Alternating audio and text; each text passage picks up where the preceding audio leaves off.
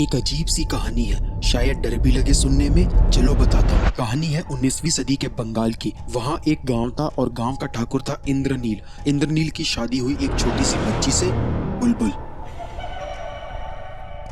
बुलबुल को ससुराल में अपने हम उम्र देवर का साथ मिल गया, जिसके साथ हंसते खेलते वो बड़ी हो गई। इंद्रनील का एक हमशक्ल छोटा भाई महेंद्र और उसकी पत्नी विनोदनी भी उसी हवेली में रहते थे। बुलबुल उम्र में छोटी होके भी हवेली की बड़ी बहू थी। विनोदनी को ये बात बहुत चुभती थी और ये भी कि इंद्रनील बुलबुल से बहुत प्यार करता था। विनोदनी सत्या की शादी की बात चलने लगी, जिससे बुलबुल का दुख साफ दिखने लगा, पर सत्या ने शादी से मना कर दिया, जिससे इंद्रनील को बुलबुल और सत्या पर शक होने लगा। अब इंद्रनील सत्या को लंदन भेजने की बात करने लगा और सत्या खुशी खुशी लंदन जाने के लिए तैयार हो गया, पर बुलबुल उसके जाने से बहुत ज्यादा दुखी हो गई। बुलबुल ने उस डायरी को जला दिया जिसमें वो और सत्या मिलकर कहानियां लिखा करते थे। डायरी का एक टुकड़ा इंद्रनील को दिख गया जिसपे सत्या और बुलबुल का नाम लिखा था।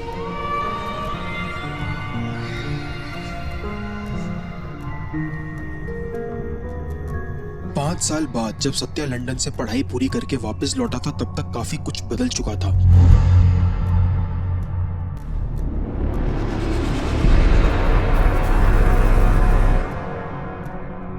इंद्रनील गांव छोड़ के शहर रहने लगा था। महेंद्र की 3 साल पहले मौत हो चुकी थी और विनोदनी एक विधवा आश्रम में रह रही होती है। विनोदनी के हिसाब से महेंद्र को चुड़ैल ने मारा था क्योंकि वहां उल्टे पैरों के निशान थे।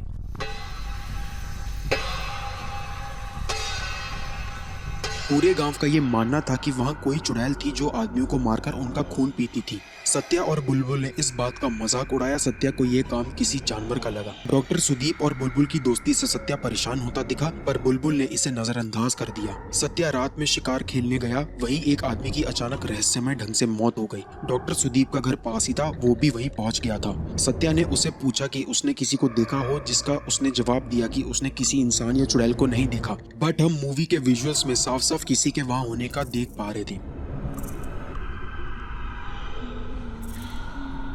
अगले दिन सत्या विनोदनी को वापस हवेली ले आया था ताकि बुलबुल का कोई फायदा ना उठा सके। सत्या को लग रहा था डॉक्टर सुदीप बुलबुल का फायदा उठा रहा था। रात में एक और कत्ल हो गया था जिसमें एक बच्ची ने बताया था कि ये देवी माँ ने किया था। सत्या का शक सबसे पहले डॉक्टर सुदीप पर गया। सत्या को ये भी लगा कि डॉक्टर सुदीप ने बुलबुल को फंसाया था और उसका फायदा उठाया और इसी के चलते उसके परिवार की ये हालत हो गई थी। ये बात सत्या ने बुलबुल से कही भी थी और यहाँ पहली बार हमें सत्या और बुलबुल के बीच लगाव देखने को मिला, जहां बुलबुल ने सत्या से कहा, तुम सब एक जैसे हो।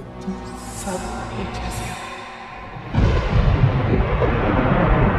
5 साल पहले जब इंद्रनील ने सत्या और बुलबुल का नाम एक साथ लिखा देखा था, तब उसने बुलबुल को इतना मारा था कि उसके दोनों पंजे पूरी तरह टूट गए थे। डॉक्टर सुदीप उसके पैरों का इलाज करने आया था।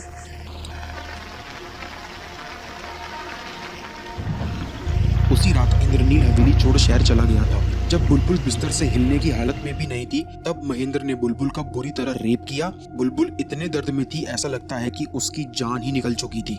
सत्या डॉक्टर सुदीप को पकड़ने उसके घर गया। उधर दुर्गा पूजा चल रही थी। डॉक्टर सुदीप गांव छोड़कर जा रहा था, पर सत्या बंदूक की नोक पे अपने साथ गिरफ्तार करवाने ले जाने लगा। डॉक्टर सुदीप ने रास्ते में सत्या से कहा कि तुम्हें शक किसी और बात का है और सजा किसी और बात की दे रहे हो। सत्या ने कहा कि मुझे तुम पर तभी यकीन आएगा अगर अब मैं खुद उस चुड़ैल को देख लूं।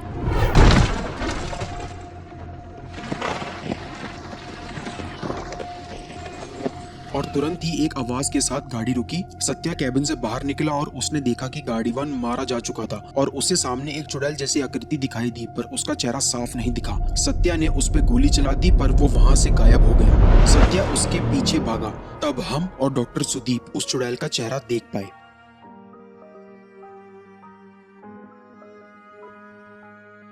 वो उल्टे पैरों वाली चुड़ैल और कोई नहीं, बुलबुल थी।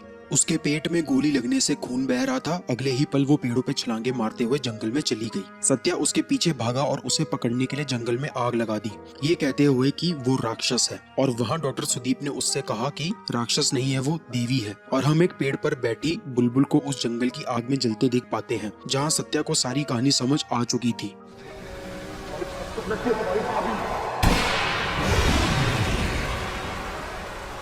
एक जानवर का काम है, क्यों?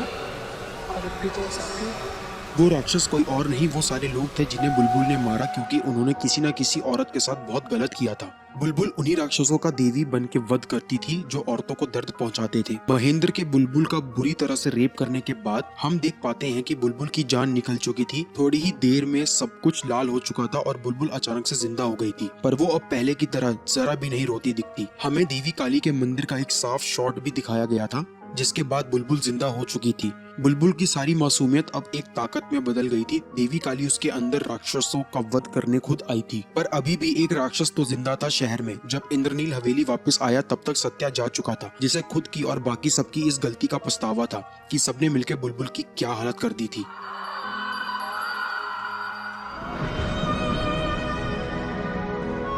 मूवी के लास्ट में सोते हुए इंद्रनील के पास राख और आग से बुलबुल की प्रतिमा बनती दिखाई दी और मूवी यहाँ खत्म हो जाती है, जिससे हमें साफ समझ में आता है कि इंद्रनील भी मारा जाने वाला था और वो आदमी भी जो औरतों के साथ गलत करने वाले थे।